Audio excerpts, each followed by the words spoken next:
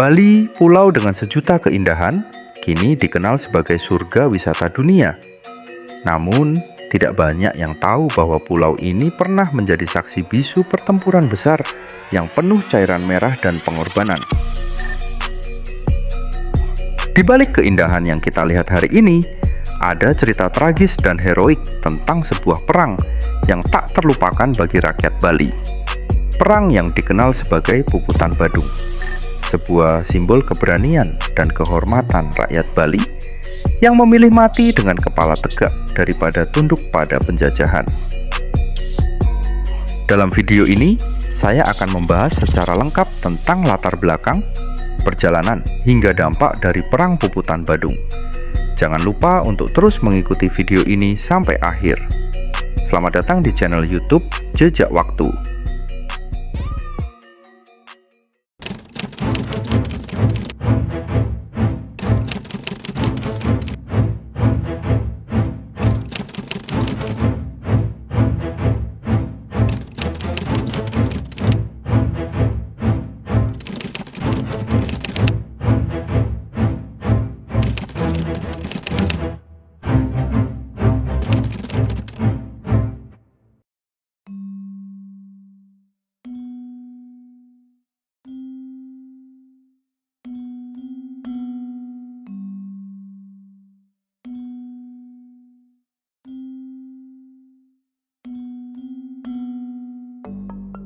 Kisah ini bermula pada awal abad ke-20. Saat itu, Indonesia masih berada di bawah cengkeraman kolonial Belanda. Mereka telah menaklukkan banyak wilayah, termasuk Sumatera, Jawa, dan Kalimantan. Namun, Bali tetap menjadi daerah yang sulit ditundukkan.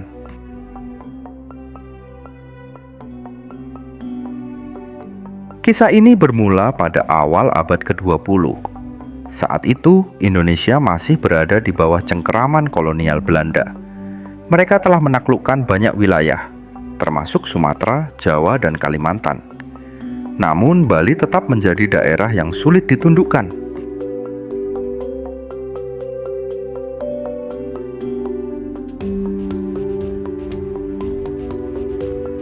Bali saat itu tidak dikuasai oleh satu kerajaan tunggal, melainkan terbagi menjadi beberapa kerajaan kecil, salah satunya adalah Kerajaan Badung. Kerajaan ini dipimpin oleh seorang raja yang berani dan bijaksana, I Gusti Ngurah Made Agung.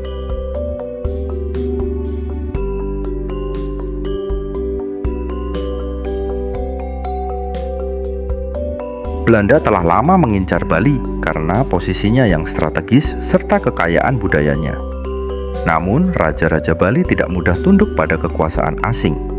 Ketegangan akhirnya memuncak pada tahun 1904 ketika sebuah kapal dagang Belanda bernama SS Sri Kumala terdampar di perairan dekat Badung. Kapal ini diduga dijarah oleh warga setempat. Belanda menuduh kerajaan Badung melindungi para pelaku dan menuntut ganti rugi dalam jumlah besar. Raja Badung, I Gusti Ngurah Made Agung, dengan tegas menolak tuduhan itu.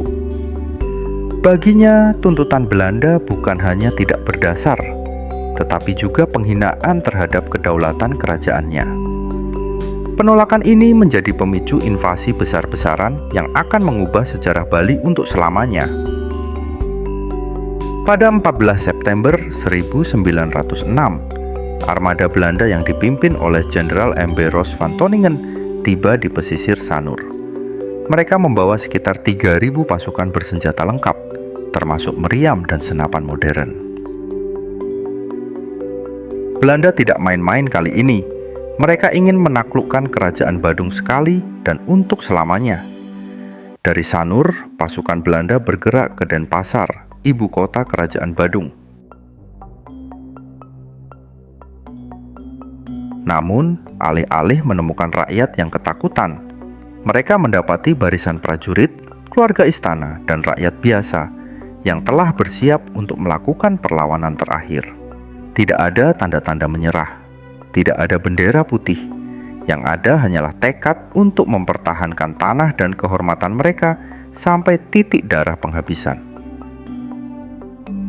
Puputan adalah istilah dalam bahasa Bali yang berarti pertempuran habis-habisan tanpa menyerah. Pada tanggal 20 September 1906, Raja Badung, I Gusti Ngurah Made Agung, memimpin rakyatnya dalam sebuah ritual perlawanan yang akan dikenang sepanjang sejarah. Dengan pakaian upacara serba putih, mereka maju dengan tenang. Di tangan mereka hanya ada keris, tombak, dan panji kebesaran kerajaan. Tidak ada senapan, tidak ada meriam, tetapi ada sesuatu yang jauh lebih besar, keberanian dan kehormatan.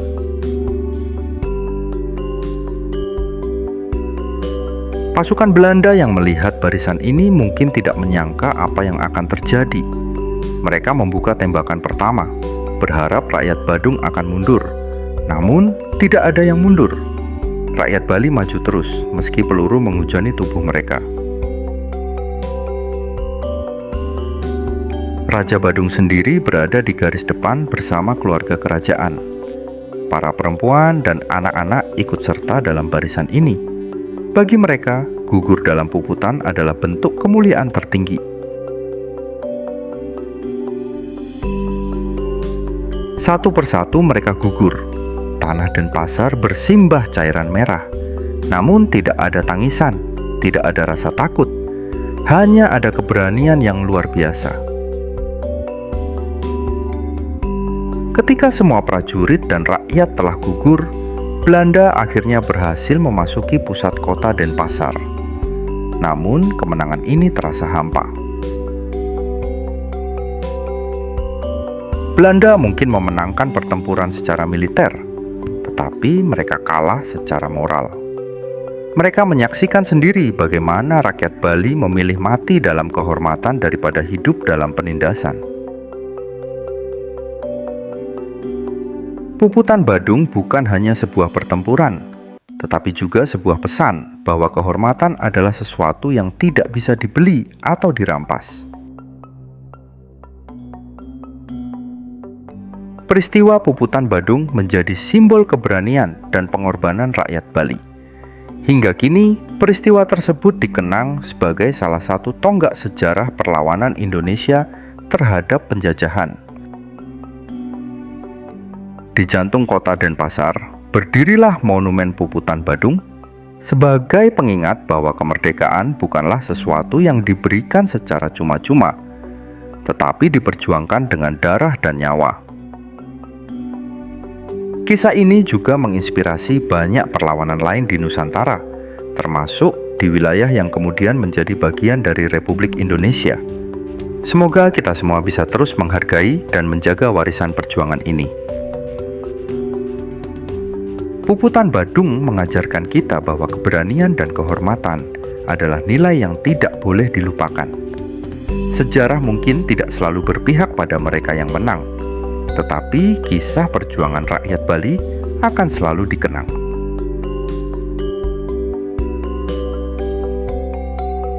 Terima kasih telah menyimak video ini.